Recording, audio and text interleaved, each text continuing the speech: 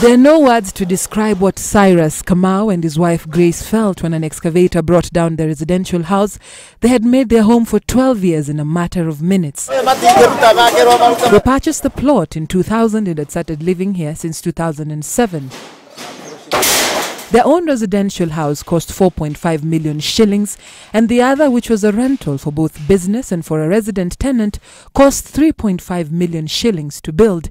He would rent out 2 of the flats, each for 10,000 shillings, and the other for 15,000 shillings. Both would rake in 35,000 shillings a month, the same amount he has paid as land rates. But this figure would also pay back the loans he had taken from a local bank and SACCOs. We have nowhere to start. It's painful because, you know, having stayed here for 12 years and being your house, we don't know what we can do. Maisha yangu tumejikakamua hapa na mzee wangu. Tujenge tafadhali tutafutia watoto makao. Lakini yote imeenda kwa siku moja. Lucy Karama came here to help her sister, who she tells us has a debilitating back pain. The demolition and forceful eviction has made it worse for her. So imebidi wampeleke wapi? Utawala. Hata ameenda kwa in-laws. Juu sasa hana kwake. Sasa kwake kule alikuwa anaita kwake, ndio huku sasa hana kwingine.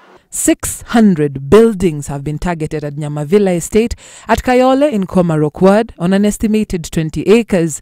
Most of them are residential. Many homeowners were too angry and devastated to talk to us.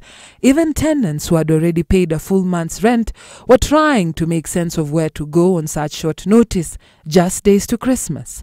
The demolition orders were signed by the Environment and Land Court Deputy Registrar in September 2017. Mudhidi Investment Limited had filed a suit against 23 individuals in 2013. The first court order was issued giving those who had structures on the suite property known as LR number 23917 Nairobi 90 days from May 13, 2014 to vacate, failure to which they would be evicted. Many tenants and homeowners say they were not privy to the dispute at the purchase of their plots and renting their housing units.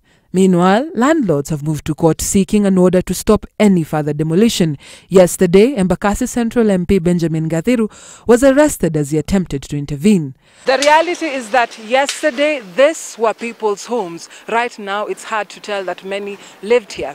A lot of them left without any further resistance, and they tell us that they cannot fight with the government, they cannot fight with the developer who wants his or her land back.